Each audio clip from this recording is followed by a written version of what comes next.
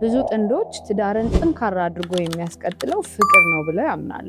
ነገር ግን ጥናቶች እያሳዩ ያሉት ይህን በተጋላቢጦሽ ነው።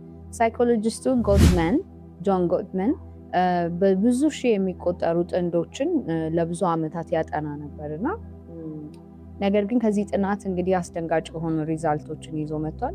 ጥንዶችን በትንሽ ደቂቃ ውስጥ ሲነጋገሩ ኮሚኒኬት ሲያደርጉ በማየት ብቻ እነዚህ ባለትዳሮች ወደፊት ይቀጥላሉ ወይስ አይቀጥሉም የሚለውን በ90% አኪሬሲ መገመት ወይም ደግሞ ፕሬዲክት ማድረግ ችለዋል ማለት ነው። ስለዚህ ዋናው ጥያቄ ትዳር ውስጥ ትዋደዳላችሁ ወይም አትዋደዱም ሳይሆን ትክክለኛው ጥያቄ ትዳራችሁን የሚያስቀጥሉትን እነዚህን 7 ልማዶች ታደርጋላችሁ ወይ ነው። እንግዲህ የመጀመሪያው ፕሪንሲፕል ወይም ደግሞ መርህ ምንድነው? የአጋራችንን ውስጣዊ ዓለም ማወቅ፣ በእንግሊዝኛው ላቭ ማፕ ተብሎ ተቀምጧል። እንግዲህ ጠንካራ ጥንዶች ስለ አጋራቸው የህይወት ዝርዝር ጉዳዮች በደንብ ተረድተው አንደርስታንድ አድርገው ይይዛሉ። ያ ማለት የተወለዱበትን ቀን፣ ፌቨራይት ከለራቸው ወይም የሚወዱትን ምግብ ምናምን ማለት ብቻ አይደለም። ከዛም ባለፈ የትዳር አጋሮ በዚህ ሰዓት ምን አይነት ጭንቀት አለባት፣ ትልልቅ ህልሞቻቸው ምን እንደሆኑ፣ ትልልቅ ፍርሃቶቻቸውስ ምን እንደሆኑ፣ ለነሱ ትልቅ ቦታ የሚሰጡት ሰው ማን ነው፣ ለምንድን ነው ትልቅ ቦታ የሚሰጡት፣ እንደዚህ የመሳሰሉ ትልልቅ የሚባሉ ጉዳዮችን ማወቅና መረዳት አኮርዲንግሊ ደግሞ ቢሄቭ ማድረግ ማለት ነው። እንዲህ ብለው ያስቡት። ስለ አጋሮ አዳዲስ ነገሮችን እያወቁ ካልሆነ እያልተማሩ ከሆነ ግንኙነታችሁ ቀስ በቀስ በአንድ ጣራ ውስጥ የሚኖሩ 2 እንግዳ ሰዎች ትሆናላችሁ ማለት ነው። ስለዚህ ጤናማ ትዳር ሁል ጊዜ አዲስ ነገርን የሚማር የሚጠይቅ ፍላጎትም ደግሞ ያለውና የሚጓጓ ይሆናል ማለት ነው። ፕሪንሲፕል 2 መርህ 2 አድናቆትንና መከባበርን መጠበቅ። Zdejmij majtki, zaraz hydraulik będzie wymieniał kaloryfer. Jak to? Nie mamy pieniędzy? Z kaloryfera zdejmij majtki. ማለት ነው። ስለዚህ እያንዳንዱ ትዳር ውስጥ እንደምናውቀው ሁሉ ጊዜም ችግር አለ። ነገር ግን እነዚህ ደስተኛ የሚባሉ ባለትዳሮች በነ ጎትመን ሪሰርች ውስጥ የተገኘው ሪዛልት ማለት ነው ሁሉ ጊዜ የሚደናነቁ ናቸው። እንግዲህ እነዚህ ባለትዳሮች ከድክመት ይልቅ በጎና ጠንካራ የሚባለውን ፓርት የሚመርጡ ያንን እያነሱ የሚያደንቁ ናቸው ማለት ነው። ስለዚህ እነዚህ ለምሳሌ ትንሽ ነገሮች ሊሆኑ ይችላሉ። የዛሬውን ጥረትን በጣም አደንቃለሁ፣ የዛሬ ጥረትሽን በጣም አደንቃለሁ፣ ትዕግስትሽን፣ ከልጅሽ ጋር በነበረሽ ሁኔታ ትዕግስትሽን አድንቄያለሁ፣ ትዕግስትህን አድንቄያለሁ፣ ስለተረዳኸኝ አመሰግናለሁ፣ ስለተረዳሽኝ አመሰግናለሁ ብሎ ማለት ሊሆን ይችላል። ስለዚህ እነዚህ ትንንሽ ነገሮች ትንንሽ ደቂቃ ወስደው አድማየር ማድረግ ፓርትነራችንን የስሜት ደህንነት እንዲሰማቸው እና ሴፍ እንዲሆኑ አይነት ስሜት ያደርጋል። እነዚህ አድናቆቶች ከሌሉ ግን በሌሉበት ቦታ ሁል ጊዜም ቂምን፣ ዝምታን እያሰፈኑ ይሆናል እና ቂም ደግሞ የረጅም ጊዜ የፍቅር መርዝ ነው እና ከዚህ ለመራቅ እነዚህ ደስተኛ ባለትዳሮች according to the finding of this research they say that በጣም የሚከባበሩ አድማየር የሚደራረጉ የሚደናነቁ ሰዎች እንደሆኑ ሪሰርች ፋይንዲንጉ ይናገራል ማለት ነው። ሶስተኛው መርህ እንግዲህ ምንድነው? ወደ አጋር መዝወር ወይም ደግሞ ኢሞሽናል ቤትስ or turning towards instead of away ብለው አስቀምጠውታል። እንግዲህ በየቀኑ አጋሮች ለመቀራረብ ትናንሽ የሆኑ ጥያቄዎችን ያቀርባሉ። ለምሳሌ ይህን ቪዲዮ አየኸው፣ ይህን ቪዲዮ አየሽው ሊሆን ይችላል። ዛሬ በጣም ከባድና የሚያስጠላ ቀን ያሳለፍኩት ወይም ደግሞ ለጥቂት ደቂቃ ልናወራ እንችላለን፣ ጥሩ ስሜት ውስጥ አይደለሁም ብለው በተለያየ አይነት መንገድ ስሜታቸውን ለመናገር ይሞክራሉ። በዚህ ሰዓት እንግዲህ ተመራማሪዎች እንደዚህ አይነት ጥያቄዎች በሚቀርብበት ወቅት ግንኙነት ጥሪውን ሰምቶ ምላሽ የሚሰጡበት መንገድ ሰዎች የተለያየ ነው። እንግዲህ እነዚህ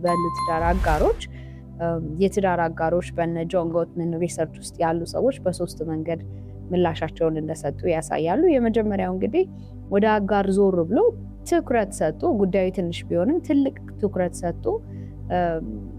የትኛው ቪዲዮ ነበር እንደዚህ ያሉ በጣም ደስ ይል ነበር፣ ቆንጆ ቪዲዮ ነበር፣ እንዴት አየሽው አንቺ ብሎ ወይም እንዴት አየኸው አንተ ተብሎ ፋርዘር የሆኑ ኮንቨርሴሽኖችን ሜክ ማድረግ ነው።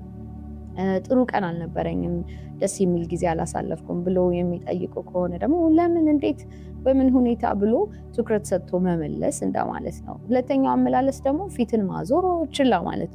ለምሳሌ ዛሬ ጥሩ ቀን አልነበረኝም፣ ኦኬ አይዞሽ አይዞህ ብሎ አድበስብሶ መመለስ ሊሆን ይችላል።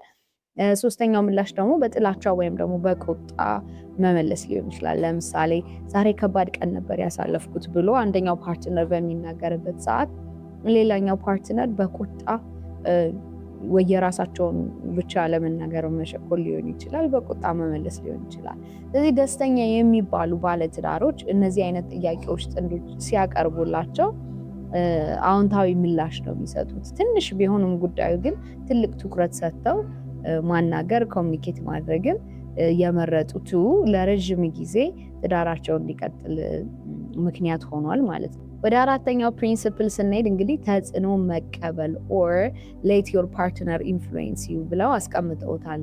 አራተኛውን ፕሪንሲፕል እንግዲህ ለትዳር መረጋጋት ትልቁን ቦታ የሚወስደው ሀሳብን፣ አመለካከትን መስጠት እና ደግሞ መቀበል ነው። ትዳር ውስጥ ስንኖር ማለት ውሳኔ በሚሰጥበት ሰዓት ማለት ነው የሌላኛውን የትዳር አጋራችንን ሀሳብና አመለካከት እንደ ትልቅ ጉዳይ ወስዶ መቀበል ማለት ነው።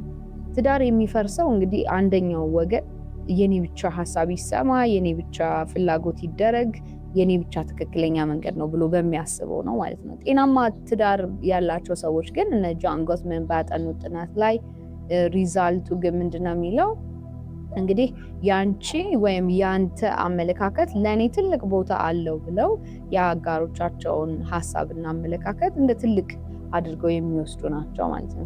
አምስተኛው መርህ ሊፈቱ የሚችሉ ችግሮችን መፍታት or solve solvable problems። ብዙ Zdejmij majtki, zaraz hydraulik będzie wymieniał kaloryfer. Jak to? Nie mamy pieniędzy? Z kaloryfera zdejmij majtki.